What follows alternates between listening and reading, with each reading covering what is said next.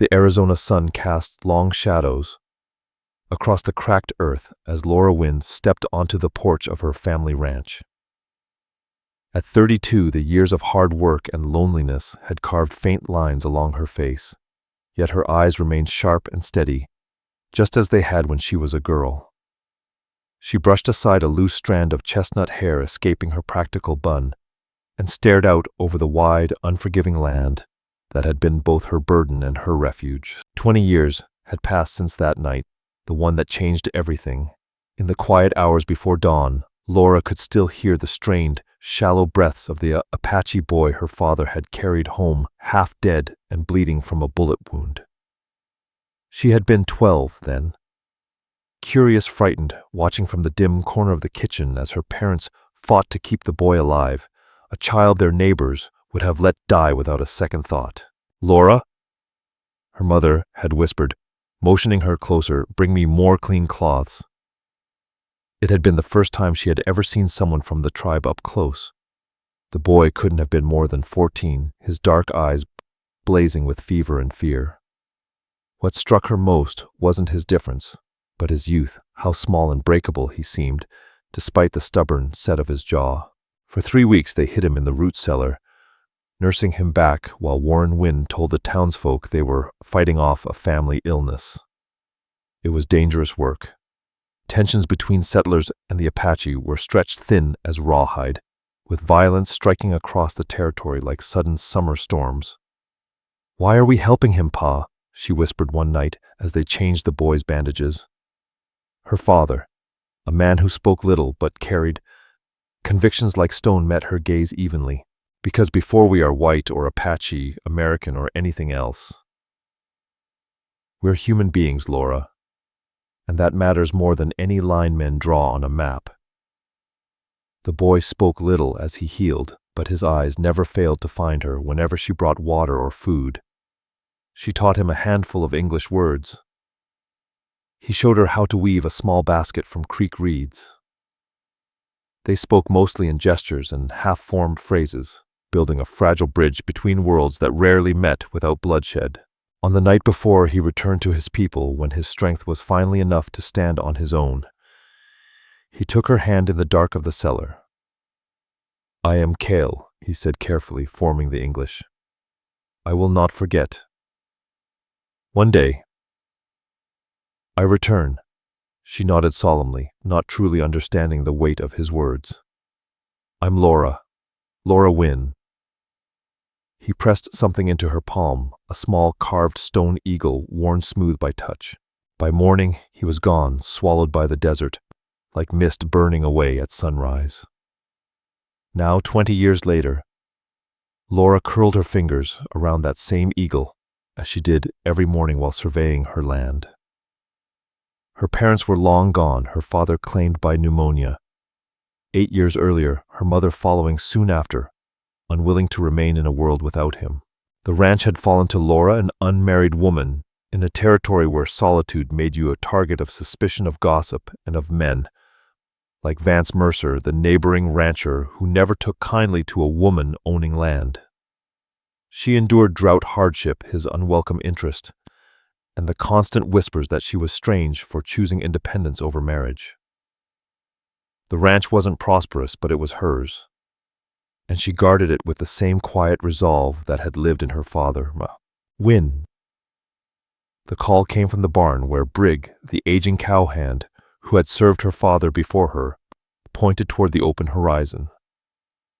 Lora narrowed her eyes against the glare, spotting a lone rider making his way down the dusty road that connected the ranch to the main trail. Visitors were rare and seldom welcome. Instinctively, she reached for the rifle by the door. "Want me to turn him around?" Brig called already, moving for his own gun. "No," Lora answered, something in the rider's silhouette snagging her attention. "I'll handle it." She stepped off the porch, rifle low but ready, and walked toward the property line. The rider approached unhurriedly, giving her plenty of time to study him. He sat tall in the saddle, his broad shoulders framed by the fading light. He wore a mix of white man's clothing and Apache tradition cotton trousers, a loose shirt, and a beaded vest. His long black hair was tied back with a leather cord. As he drew closer, Lora's heart hammered against her ribs. There was something familiar in the line of his jaw. The way he held her gaze. He stopped his horse 20 paces away and slid to the ground with fluid grace. Before her stood a man in his mid-30s, weathered by sun and hardship, his dark eyes locked onto hers with a directness few men dared. Lora, he said her childhood name, falling from his lips like a prayer. The rifle wavered in her hands. No one calls me that anymore. I called you that, he said softly, stepping toward her. When you taught me words. When you brought me water where no one could see. Her breath tangled in her throat. Kyle. He nodded once, a faint smile touching his mouth. I made a promise. And in that instant 20 years folded in on themselves like a deck of cards collapsing in a breeze. She reached into her pocket without thinking and pulled out the carved eagle. I kept it, she whispered. All this time Kyle's eyes softened as he looked at the carving resting in her palm. And I kept my word. Behind them, Brig approached cautiously, his hand hovering near his holster. Miss Wynn. Everything all right? Lora turned, steadying herself with visible effort. Yes, Brig. He's an old friend. Please take care of his horse. Brig hesitated, giving the Apache man a look filled with open distrust. It's fine, Lora assured him gently. Go on. As Brig reluctantly led Kale's horse toward the barn, Lora turned back to the man who had stepped out of her long-buried past, like a mirage rising off hot desert stone. Why now, she asked. After all these years, Kyle's expression deepened into something solemn. I've walked many roads since I left this place, he said. I fought in wars I never chose. I watched my people pushed farther from the lands that raised them. His gaze swept slowly across the ranch. But I never forgot the family who saved me. When others would have watched me die, he paused. I heard about your parents, that you were alone now. A familiar ache tightened in Lora's chest. News travels. Even across Apache country I have friends in many places, Kyle replied. When I learned you were here by yourself, I knew it was time to keep my promise. And what promise was that, Lora asked suddenly, aware of how close they were standing, of the strange tension humming between them. Kale met her gaze with a quiet intensity that stole her breath. To protect what once protected me. The kitchen filled with the warm scent of fresh bread and coffee as Lora set a steaming mug in front of Kyle. He sat in Lora Wynn's old chair, his presence making the room feel smaller than it had ever seemed before. Brig had already retired to his cabin by the barn after Lora assured him several times that she was safe with their unexpected visitor.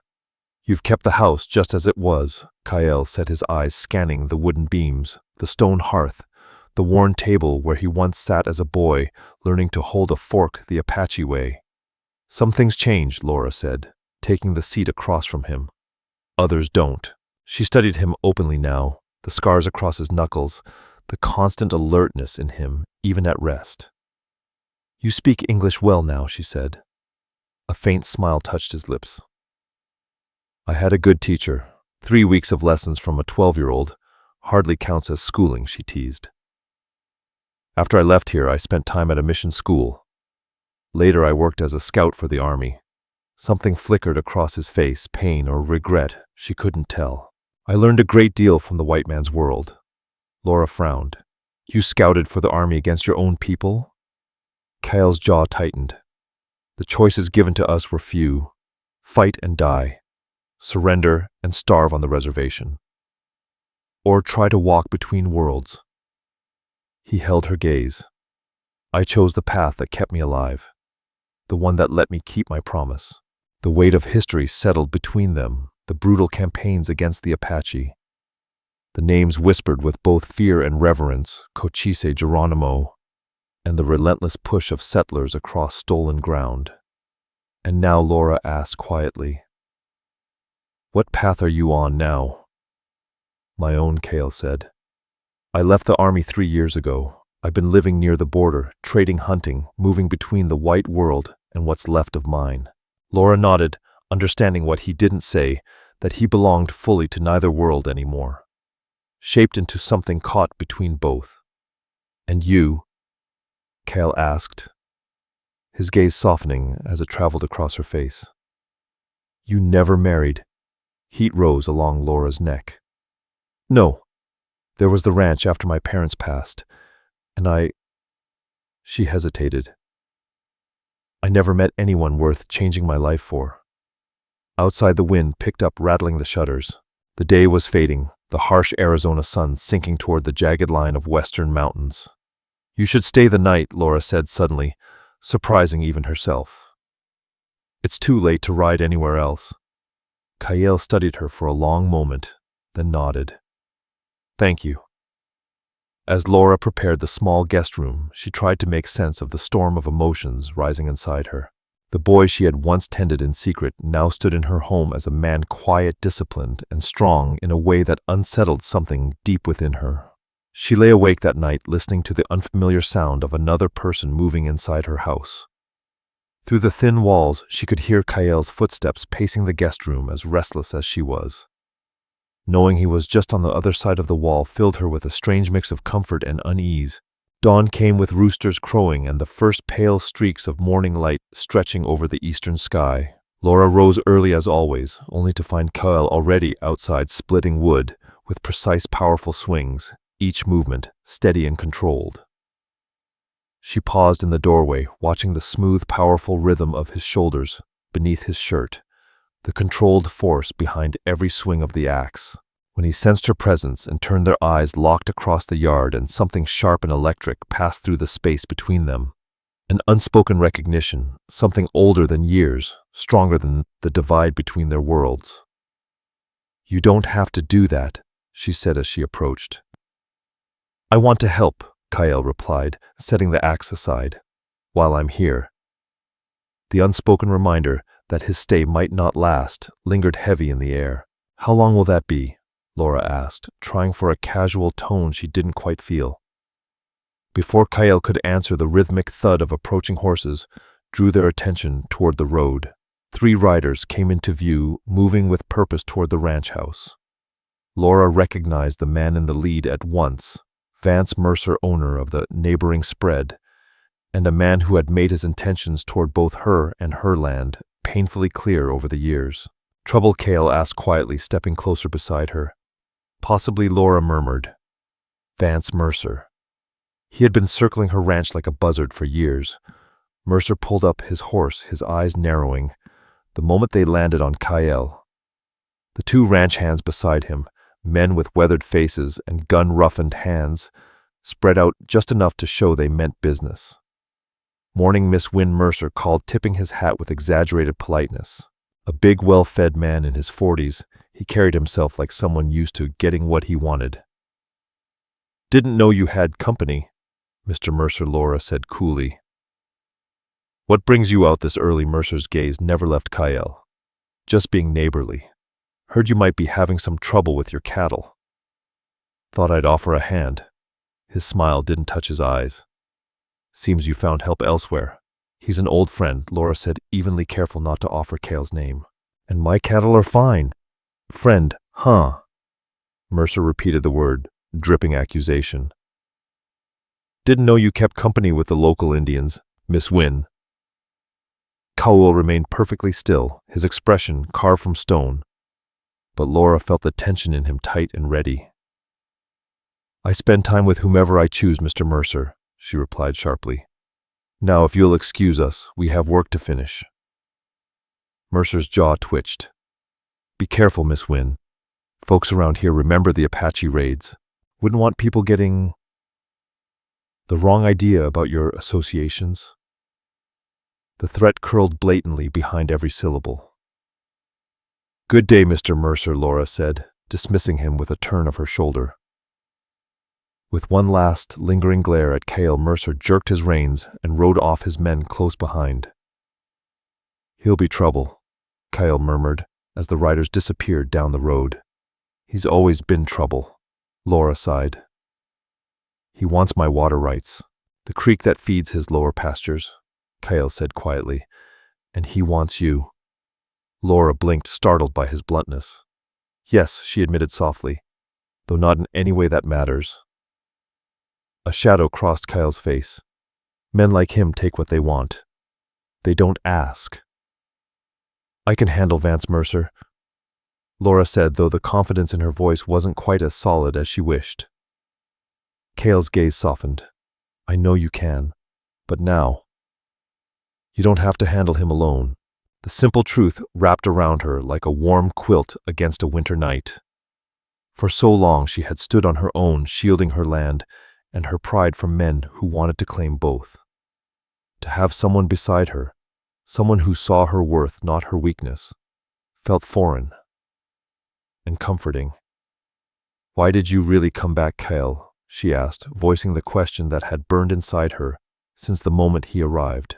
For a long moment he said nothing, his dark eyes reflecting the rising morning light. Then he reached out slowly, deliberately, and took her hand in his. A gesture so unexpected she didn't pull away. Because in all the years, between and in all the places I've traveled, he said softly, I never felt at home the way I did here, with you. The simple honesty in his words struck her with the force of a revelation. In his eyes she saw not just the memory of the wounded boy she had tended, but the truth of the man he had become. A man who had crossed deserts, battles, and time itself to return to her door. And in that moment, something shifted deep within her like the first tremor before a quake. Her carefully built solitude suddenly felt fragile. The days that followed settled into a rhythm she had never known. Kyle slipped into ranch life with quiet mastery, riding out with Brig to check cattle, repairing fences, long neglected, bringing a fresh perspective to chores she had done the same way for years. He showed Lora how to find hidden water by reading the desert's subtle signs. He taught her which wild plants could heal burns or fight infection, wisdom carried by his people since long before settlers claimed this land. Wisdom the desert itself seemed to whisper through him. In return, Lora shared with him the books she cherished, volumes of poetry and history that Lora Wynn had insisted on hauling west, always saying that civilization isn't a place, it's what you carry inside you. In the evenings, they sat on the porch, Lora reading aloud while Kyle listened, sometimes asking questions that revealed a depth of thought that challenged her in ways she hadn't expected. One such evening, as the sky faded into deep indigo and the first stars scattered across the horizon, Lora found herself watching Kyle's profile against the darkening backdrop, struck by how natural his presence had become in her world. You're staring, he said without turning. There was a faint amusement in his voice. Color rose in her cheeks, hidden mercifully by the shadows. I was just thinking how strange it is, how easily we accept change. Now Kyle turned to face her, his expression thoughtful. Is it change or recognition? What do you mean? She asked. Sometimes, he said carefully, what feels new is simply something returning to where it belongs. The words hung between them, heavy with meaning. Neither dared to speak aloud. Somewhere in the distance, a lone coyote cried its wail, drifting across the open land. Tell me about your life, Lora said suddenly. The years in between. Kyle was silent for so long she wondered if he would answer. When he finally spoke, his voice was low, deliberate, as though choosing only the pieces of himself he was willing to surrender. When I left here, I returned to my people. My father had been killed in a skirmish with soldiers. My mother took my younger sister south to live with kin closer to the Mexican border. His gaze fixed on the horizon. I was angry then, filled with hatred for the white men who took so much from us. But not for my family, Lora said gently. Not for your family, he agreed. You showed me another way was possible. It complicated things. He told her of his years among the free Apache bands, of learning to be a warrior in a time when warriors rarely lived long. He told her of the choice to become a scout for the army, a choice some of his people saw as betrayal, but one he made knowing adaptation was the only path to survival. I guided soldiers through lands my ancestors walked for centuries, he said, grief threading through his voice. I showed them where water hid, where the safe passes ran. But I never led them toward camps with women or children, though some suspected I would. His hands curled into fists on his knees. I walked the edge of a knife for years. Without thinking, Lora reached out and laid her hand over his. You survived, she whispered. You found a way. Kael looked down at their joined hands, then slowly turned his palm upward, his fingers intertwining with hers. The simple touch sent a heat through Lora's chest that had nothing to do with the lingering warmth of the day. And you, he asked quietly. These years alone, they weren't easy. Lora gave a faint smile. No, but maybe they were necessary. After my parents died, people thought I should sell the ranch, move to town, find a husband who could take care of me. Bitterness edged her voice, as if I hadn't been running this place since I was 15. Vance Mercer Kael guessed, among others. But yes, he was the most persistent. She exhaled slowly. When my father was alive, Mercer respected the boundaries. Afterward, she shook her head. First he tried to buy the land, then he offered protection. Then came the hints that a woman alone might face misfortune if she didn't accept help. Kael's grip tightened. He threatened you. Not outright. He's too clever for that. But the meaning was plain. Lora lifted her chin. I learned to shoot straight, ride hard, and let it be known I'm not afraid to defend what's mine. The admiration in Kael's eyes was unmistakable. You're a warrior in your own way, Lora Wynn.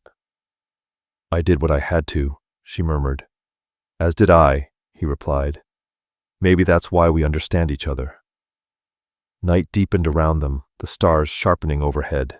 Neither pulled away from their joined hands as if that small connection were an anchor in a world that had too often tried to wash them both away. It was Brig who brought the news the next morning, riding in from town with supplies and a grim look on his face. There's talk, Miss Wynn, he said, glancing uneasily toward Kael, who was repairing a bridle nearby. Talk about your visitor. Lora straightened, aware of the warning in his tone. What kind of talk? Brig lowered his voice. Mercer's been in the saloon, telling anyone who'll listen that you're harboring an Apache scout who turned against the army. Says he's dangerous. Says it ain't right. Brig hesitated. A white woman, living alone with an Indian. Anger burned in Lora's chest. My personal affairs are none of Vance Mercer's concern. No, ma'am, they ain't. Brig agreed. But folks listen to him. He's got influence. The old cowhand hesitated. There's more. Mercer's been talking to Cole Hardin, saying there might be a warrant out for your friend, something about stolen army property. Lora's blood turned to ice. That's nonsense. Maybe Brig said, but it wouldn't be the first time a trumped-up charge was used to push out an Indian who stood in the way of a white man with power. Later, when Brig had headed back toward the barn, Lora found Kael by the corral, his expression making it clear he had heard every word. You should go, she said without warning. It isn't safe for you here. Kael kept working on the bridle, his fingers steady and sure. I've lived with danger before. This is different, Lora insisted. Mercer has the ear of every important man in the county. If he wants charges made up against you, he'll make them stick. And if I leave, Kael countered, finally meeting her gaze, what happens to you, alone again with Mercer, knowing he can drive off anyone who stands beside you? The truth of that struck her silent. Mercer wasn't just trying to remove Kael, he was showing her how easily he could isolate her, dictate her company, her choices, even her future. I won't let you get hurt because of me, she said at last. Kael set down the bridle and stepped toward her, stopping close enough that she could feel the warmth radiating from him. The choice isn't yours alone. His voice was gentle but unyielding. I made a promise, Lora, to protect what once protected me. That was a boy's promise, she whispered, born out of gratitude. Not what he challenged. softly, his dark eyes searching hers. Lora swallowed hard. She couldn't name the thing that stood between them, now growing clearer. With every moment something deeper than history, stronger than fear. "I'm not leaving," Kyle said simply. "Not unless you tell me you don't want me here." The moment stretched taut with everything unspoken. Lora knew what she should say, that he should go, that staying put them both in danger, that the sensible choice was distance. But the words that came out were startling even to her. "I want you to stay." Something in Kyle's expression shifted, a soft certainty settling over him. Slowly, deliberately, he lifted his hand to her face, his fingers brushing her cheek in a touch so reverent it stole her breath. "Then I stay," he murmured. Lora's heart hammered, her entire body alive to the rough warmth of his fingers. For one dizzying instant she thought he might kiss her, wanted him to fiercely aching in a way she had never allowed herself to feel. Instead he stepped back, his hand dropping to his side. "We should prepare," he said, his voice roughened. "Mercer won't stop at words." The spell broke. Lora drew in a breath, focusing her mind on the practical realities closing in around them. "We'll need to be vigilant, keep the rifles loaded, take turns at night, watch." "Yes," Kale agreed. "And we should move your cattle off the boundary near Mercer's land. Bring them closer where we can guard them." They spent the rest of the day making those preparations, working side by side with a new, unspoken awareness humming between them. As the sun dipped low, flooding the sky with gold and copper, they stood together on a ridge overlooking the ranch. The cabin, the barn, the corral, the creek cutting its silver line through the land. "It's beautiful," Kale said quietly, following her gaze. "This place. It's home," Lora replied. Then before she could stop herself, "It could be yours too." The words hung between them like a trembling miracle. Kale turned to her, his expression unreadable in the fading light. "Lora." The crack of a rifle shattered the stillness, a bullet striking dirt at their feet. Instantly, Kale dragged her behind a boulder, shielding her as a second shot tore bark from a nearby tree. "South Ridge," Kyle said calmly, "even in danger. Single shooter, judging by the spacing." "Warning shots," Lora muttered. "Mercer's way of saying he's watching. Can you make it back to the house if I cover you?" Kyle asked, already, reaching for the pistol at his hip. Lora grabbed his wrist. "We go together. I won't leave you exposed." His look held both exasperation and respect. "On three, then. Stay low. Move fast." They made it back to the house without more gunfire, but the message had been delivered. The line had been drawn. And as they barred the door behind them, Lora knew the fragile peace of the past few days had been shattered. Rain came in the night, a rare blessing in the Arizona desert.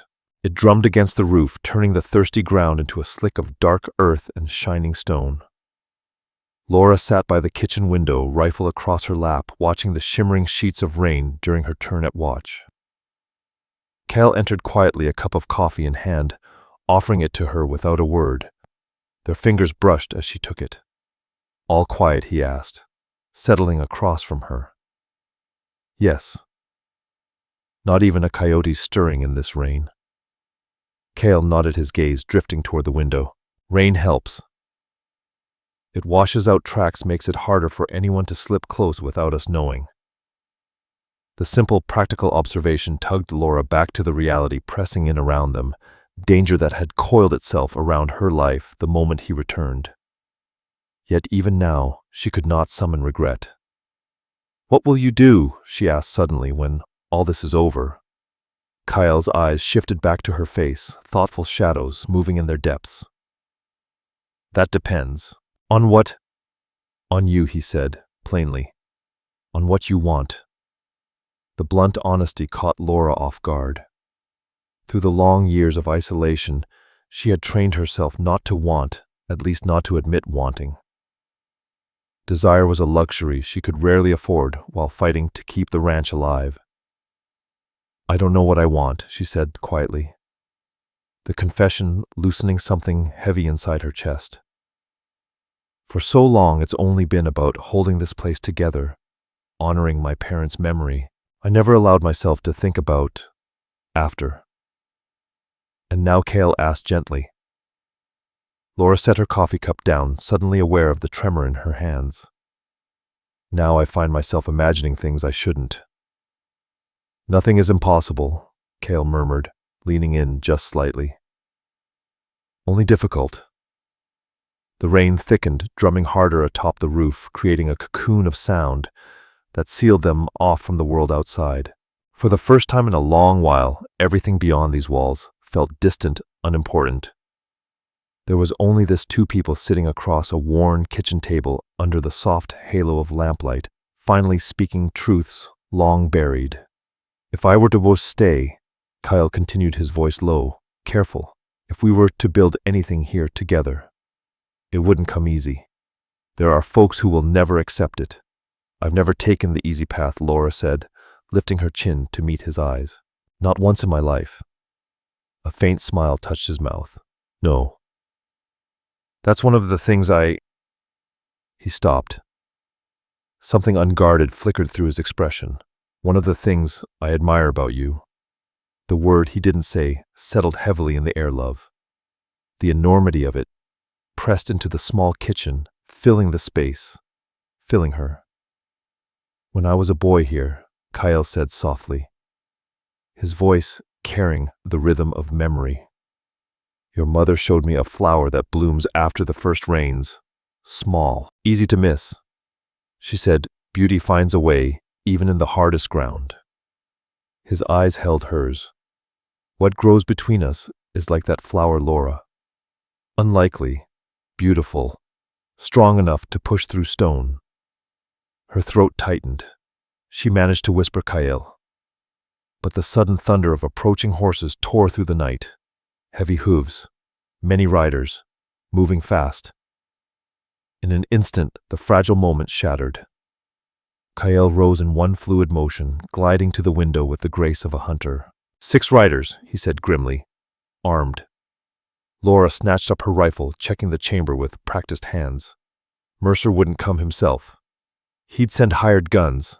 Wake Brig, Cale said. We'll need every rifle we've got. But the old cowhand was already up, pulled from sleep by the storm and the trouble riding with it. The 3 of them moved to their positions, Brig at the back door, Lora at the front window, Cale along the side wall where he could shift as needed. The riders halted in the yard, ghost-like shapes behind the rain-washed glass. One man dismounted and strode toward the porch, with the swagger of official authority. That's Cole Hardin, Lora muttered, recognizing his hat and badge even through the downpour. Mercer's gotten to him already.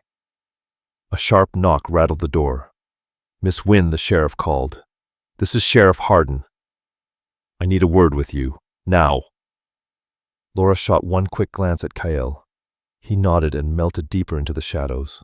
She cracked the door, rifle still in her grip. Sheriff. Bit late for a call. Hardin stood on her porch, rain sliding off his brim. His face was a hard line beneath his mustache. Behind him, his deputies waited on horseback, hands drifting too close to their guns. This isn't social, Miss Wynn, he said. I have reason to believe you're harboring a fugitive, an Apache by the name of Cale, wanted for theft of army property and suspected of feeding information to hostile bands. That's absurd, Lora said, keeping her voice steady by sheer will. Who says so? Doesn't matter who, Hardin snapped. I have a duty to investigate. I'm going to need to search your property. Do you have a warrant? Sheriff, she pressed. His eyes narrowed. Don't need one when I'm chasing a dangerous fugitive. Step aside, Miss Wynn. Don't make this worse than it needs to be. Lora stood her ground. No, Sheriff. I will not allow you into my home on the basis of false accusations and without lawful authority. If you've got charges to bring, file them the proper way. Until then, this conversation is done. Cole Hardin's expression darkened like thunder rolling in. You're making a mistake, Miss Wynn. A serious one. His eyes slid past her shoulder, trying to see inside the dim house. Is he in there? Is that man worth risking everything you've built? Good night, Sheriff Lora said sharply, as she started to close the door. Hardin's hand shot out, stopping it cold. Listen to me, Lora Wynn. Vance Mercer is not the sort of enemy you survive crossing. He's already stirring up talk that your Apache friend might have had a hand in those raids back in '67, the ones that wiped out the Miller family.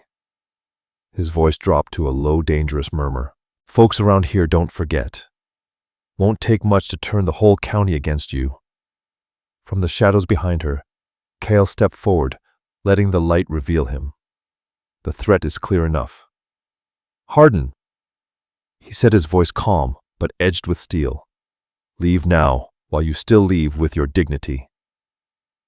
The sheriff's hand twitched toward his holster, but he froze when Briggs stepped out from the rear hallway, his rifle trained square at Hardin's chest. 3 guns against 6, Hardin said, regaining a measure of swagger. Not odds I'd wager on Miss Wynn. Then it's fortunate no one's asking you to bet tonight. Lora answered, her voice cold as Riverstone. Leave my land, Sheriff. Now! For a long, tight moment, Hardin held his place, rain streaming off his hat brim in steady rivulets. Then he gave a curt nod and stepped back. This isn't finished, he warned, not by a long shot. When the riders vanished into the wet darkness, Lora barred the door. Her hands trembled despite her effort to steady them. That was brave, Kyle said softly. Or foolish. Briggs muttered, lowering his rifle. Mercer won't quit now, and Hardin sure won't either. No, Lora agreed, turning to face them both. This is only the beginning. The storm dragged through the night and bled into a gray morning, as if the sky itself knew what waited ahead. None of them slept. They rotated through the watches, loading weapons, checking windows, preparing.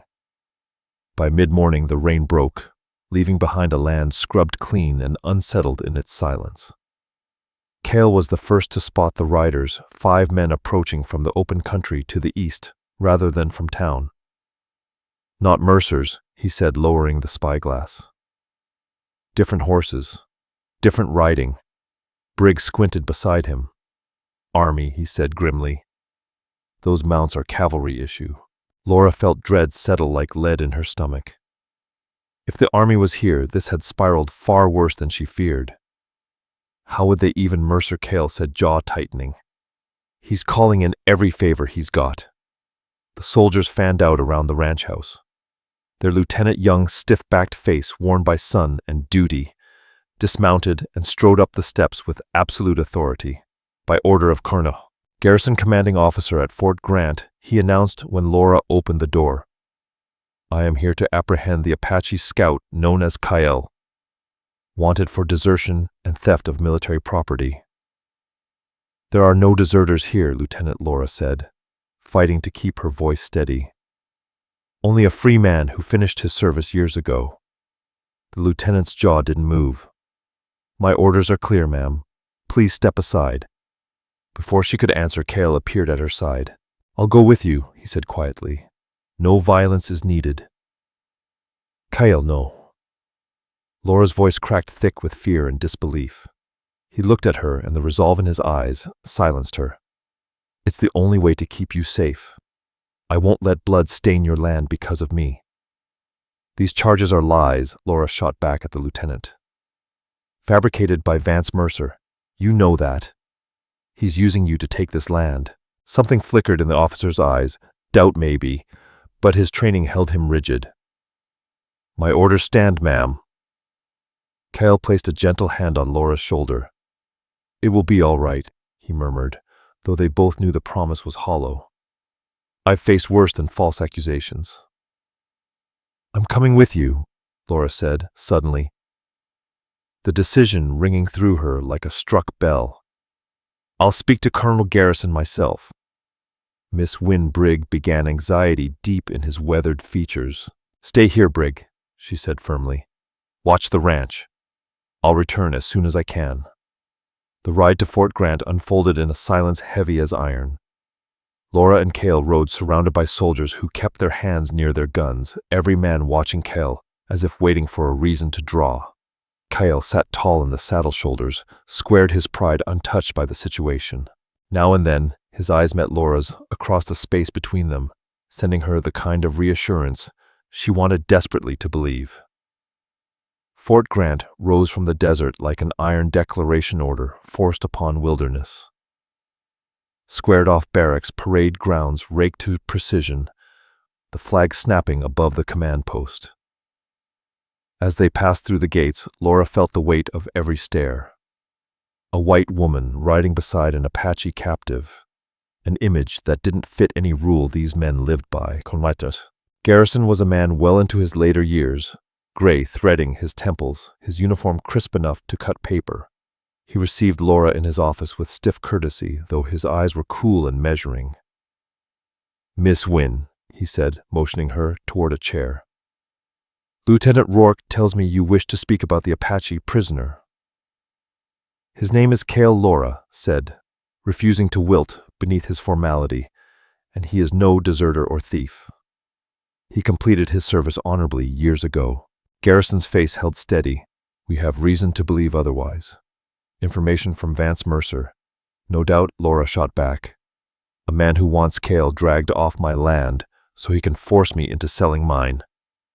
A flicker of surprise, maybe irritation, crossed the colonel's features. "Mr. Mercer did bring certain matters to our attention, yes. But these charges are not trifles, Miss Wynn. They are not pursued lightly." "Then show me the evidence," Lora challenged. "Show me what was stolen. Show me the record of this so-called desertion. Show me anything at all that supports these accusations." Garrison studied her a long moment, fingers tapping thoughtfully on the edge of his desk. "You seem quite invested in this man's fate, Miss Wynn." The insinuation was clear. Heat rose in her cheeks, not from guilt, but from the silent judgment in his tone. "I care about justice, Colonel. My family saved Cale's life when he was a child. He returned because he believed he owed a debt. Nothing more. It was a lie, and they both knew it. But decorum kept him from calling her on it. Regardless of your personal attachments," Garrison said carefully, "military procedure will be followed. If Kyle is innocent, he has nothing to fear." Another lie they both recognized. An Apache accused by a respected white landowner had everything to fear. "Where is he?" Lora asked, fighting to keep her voice steady. "In the stockade. He'll remain there until this is resolved." "I want to see him." Garrison's brows lifted. "That would be highly irregular, Miss Wynn." "So is arresting a man on trumped-up charges as a favor to someone with influence," she countered. "I insist, Colonel." Something in her voice, iron courage. "Maybe." Desperation gave him pause. After a long beat, he nodded. 5 minutes. Under guard." The stockade crouched on the far edge of the fort, a grim timber block with barred openings and a heavy, reinforced door. Inside, the air was stale and close, carrying the thick scent of confinement and hopelessness. Kyle sat on the last caught posture, straight expression, unreadably calm. When he saw Lora, something inside him softened, gone in a heartbeat, but unmistakable. 5 minutes. The guard barked, planting himself by the door. Lora stepped to the bars, her voice barely above a whisper. "This is wrong. Every part of it. Many things in this world are wrong," Lora Cale said quietly. "This is just another one. I'll find a way to clear your name," she promised. "I'll go to the governor himself if I have to." Kyle shook his head slightly. "Mercer planned this well. Even if the charges eventually fall apart, they'll keep me locked here for weeks. Maybe months. Long enough for him to squeeze you, threaten your land, turn the town against you for sheltering me." The truth of it hit her like a blow. Mercer had played the board long before they ever moved a piece. "Then what?" she whispered. "We just let him win." Cale stepped closer, voice dropping to a low thread of steel. "No, we change the game." His gaze held hers, fierce, steady, determined. "Listen, there's a man in Tucson. Captain Maddox. He commanded when I scouted for the army. He knows the truth of my service. He has the official records. I'll find him, Lora said instantly. There's more, Kyle continued, voice urgent. Mercer isn't just after your ranch. There's talk of silver on the eastern ridge, the part that borders your land. That's why he's desperate to force you out. Lora's eyes widened. Silver? Are you sure? No. But the weight behind the word told her he believed it. But it would explain a great deal. Cale flicked a glance toward the guard, who had started shifting impatiently. Be careful, Lora. Vance Mercer will be watching every move you make. If he thinks you're gathering proof against him. Time's up, the guard barked, stepping closer. Acting on instinct, Lora reached through the bars, her fingertips brushing Kyle's cheek in a gesture too tender to hide or undo. She no longer had the strength to pretend. I'm coming back for you, she whispered fiercely. I swear it. Something sparked in Kyle's eyes, hope or perhaps an emotion he had kept locked away for years. I know, he murmured. Some promises hold fast, even after decades. Her ride back to the ranch felt longer than any journey she'd taken. The land around her suddenly seemed full of shadows and silent threats. Her mind raced to plans, risks, the weight of everything she now understood and everything she would have to do. Brig was waiting at the gate when she rode in. His shoulders eased a fraction when he saw she hadn't been harmed. They're keeping him at the fort, she said, sliding wearily from the saddle, on charges that aren't worth the ink used to write them.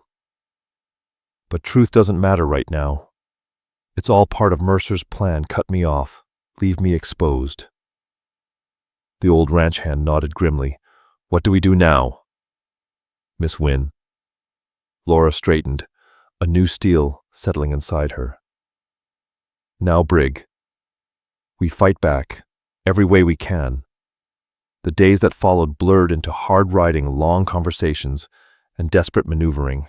Lora made for Tucson, following Kyle's instructions to the letter, only to find Captain Maddox exactly where Kyle said he'd be. The retired officer, now running a modest little law practice, remembered Kyle instantly. Best scout I ever commanded, he said, flipping through old service journals he'd kept. Honest. Steady. Saved my life twice. These charges, nonsense. He finished his service clean. Will you testify? Lora asked, hope tightening her chest. Maddox hesitated, weighing duty against danger.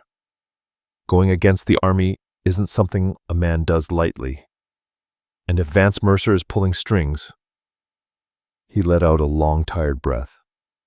But yes, I'll speak the truth if it comes to that. Heaven knows it's scarce these days. Armed with Maddox's sworn statement and copies of official records, Lora sought out Flint Calder, a mining engineer who once owed Warren Wynn a favor. For a price and a promise of silence, he surveyed the ridge. Mercer's information had been correct. There's silver there, Flint said 3 days later, dust clinging to his boots. Not a huge vein, but enough to tempt a man hungry for quick fortune. Meanwhile, Brig made discreet inquiries around town. The truth soon surfaced. Mercer had taken on heavy debt with Eastern investors. A silver strike would solve everything for him. The pieces locked together, his desperation, his schemes, his lies. But knowing the truth and proving it were two different battles. After a discouraging meeting with Marshal Kane, who offered little, besides vague assurances, Lora rode home only to find Vance Mercer himself waiting in the center of the trail. He sat tall in his saddle, alone, for once wearing smugness like a second skin. Miss Wynn, he drawled, tipping his hat with theatrical politeness. You've been busy Tucson trips, mining surveys. Almost looks like you're plotting. Lora pulled her horse to a stop, keeping the distance she needed. My affairs don't concern you, Mr. Mercer. Oh, but they do, he replied, his smile thin and hollow, especially when they involve meddling in lawful proceedings against a dangerous fugitive. There's nothing lawful about those charges against Cale, Lora said sharply. And we both know it. Mercer's pleasant mask slipped, revealing the ruthless ambition beneath. What I know, Miss Wynn, is that you're standing on a sinking foundation. Your Apache friend will be locked up for months. Your ranch is failing. I've seen your fences, your thinning herd. One harsh season will break you. That's why you've spun all these lies, Lora demanded. To steal a struggling ranch. A flicker of surprise crossed his features before he smothered it. I'm simply stating facts, he said smoothly. I'm still willing to buy your land for a very generous price given the circumstances. And if I refuse, Mercer's expression hardened like sunburnt clay. Then you'll stand alone. No Apache protector. No friendly neighbors. Not even Brig once he realizes the losing side he's chosen. He leaned forward, eyes sharp as flint. How long can you hold out, Miss Wynn? A month, 2 winters coming. Shame to face it without allies. Or resources. The threat was unmistakable, but instead of fear, something colder, sharper settled inside Lora. A clarity Mercer had not expected. In that instant, Lora Wynn saw Vance Mercer clearly not as some untouchable force looming over her world, but as a desperate man, stretching too far, revealing cracks he'd worked hard to hide. I believe we're finished here, Mr. Mercer, she said, evenly gathering her reins. Now step aside. Vance's face flushed a deep, furious red. This is your last chance, Miss Wynn. Take my offer, or brace yourself for what comes next. I've been facing what comes next my whole life, she answered, nudging her horse forward. Yours doesn't scare me. As she rode past, his voice rang out behind her, sharp as barbed wire. You'll regret this. I promise you, you will. Lora didn't look back. She couldn't afford to.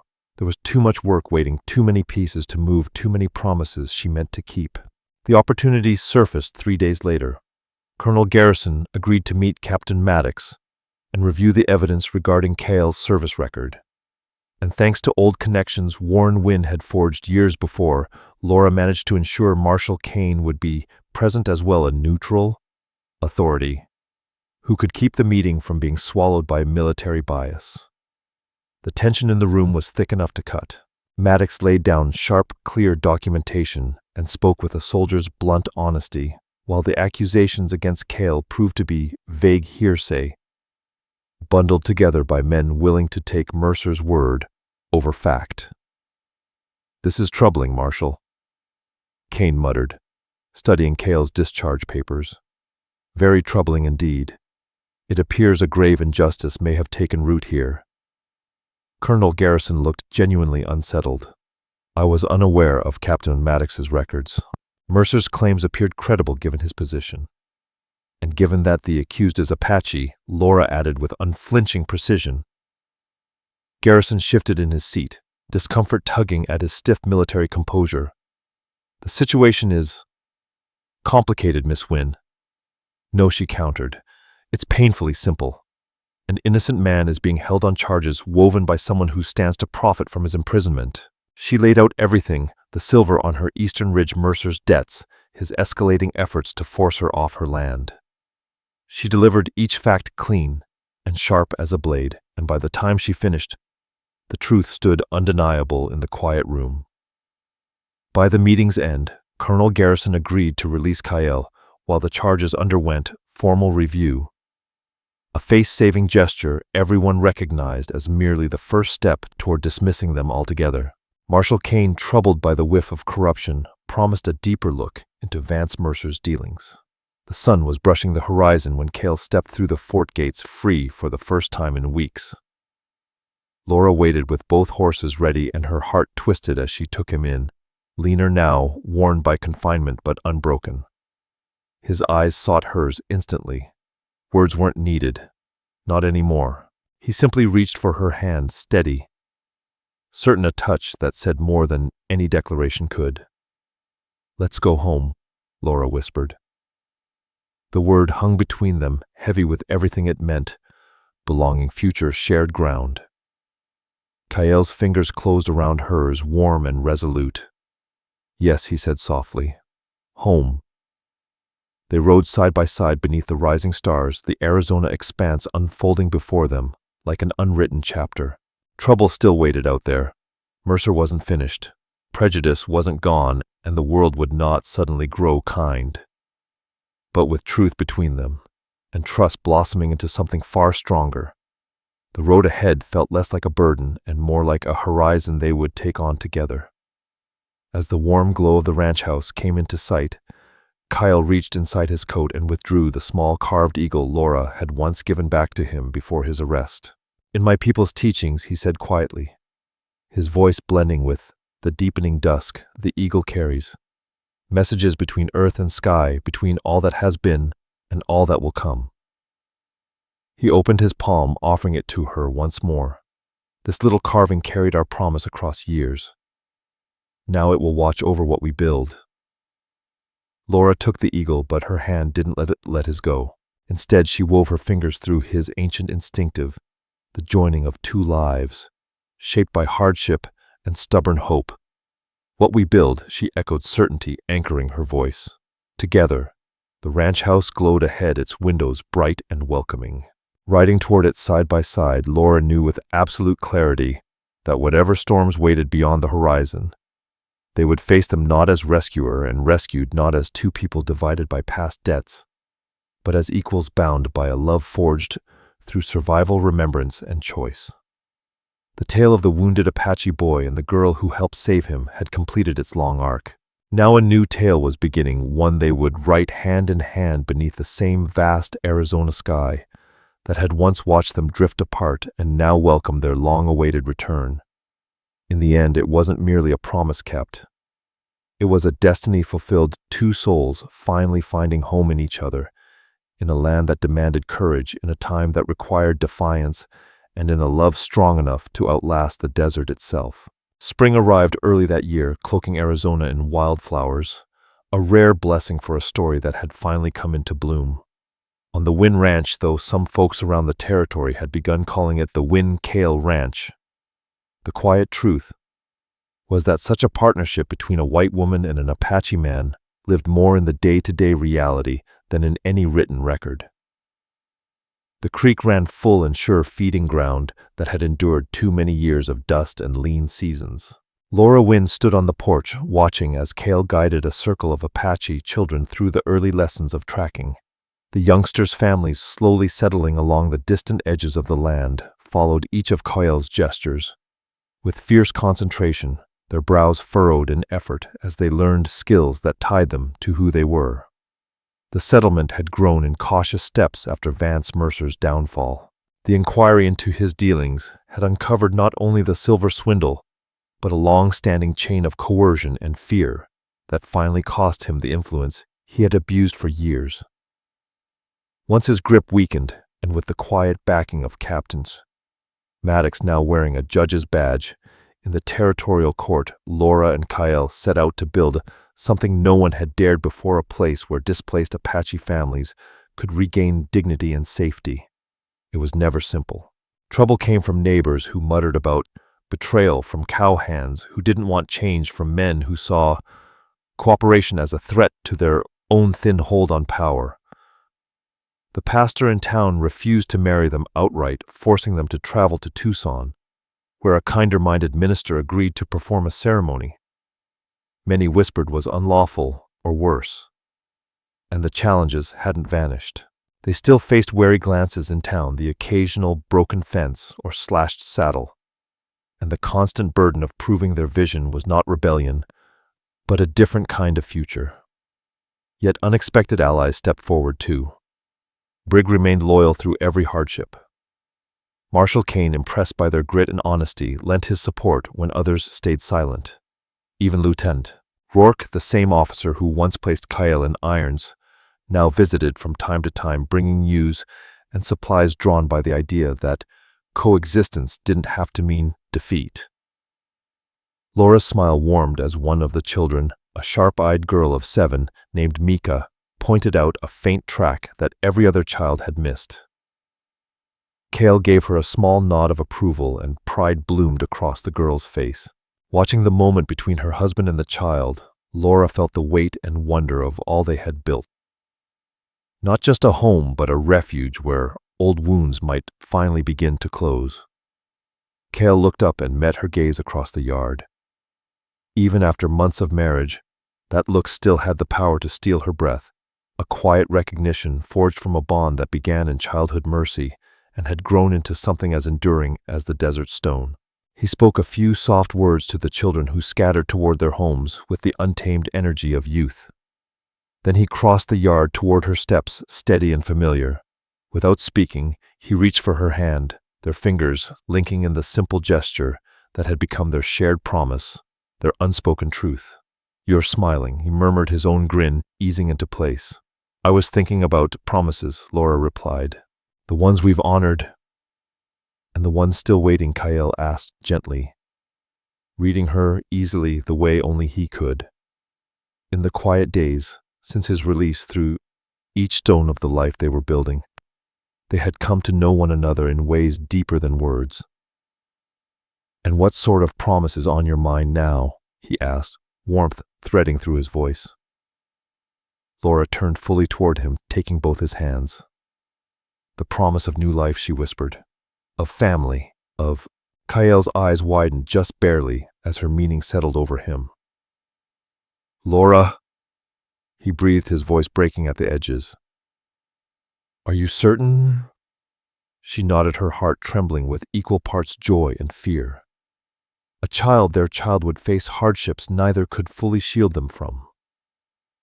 The world was cruel to those born between its rigid lines. But lines could move. The impossible shifted when people dared to live differently. And sometimes simply choosing love was enough to change the map. "I'm certain of this," she said quietly. "Of us. Of everything we've built and everything still ahead." Kyle drew her into his arms, holding her with a tenderness that eased old loneliness she had once believed would never fade. Above them, the vast Arizona sky spread wide and wild, witness to their defiance and their hope.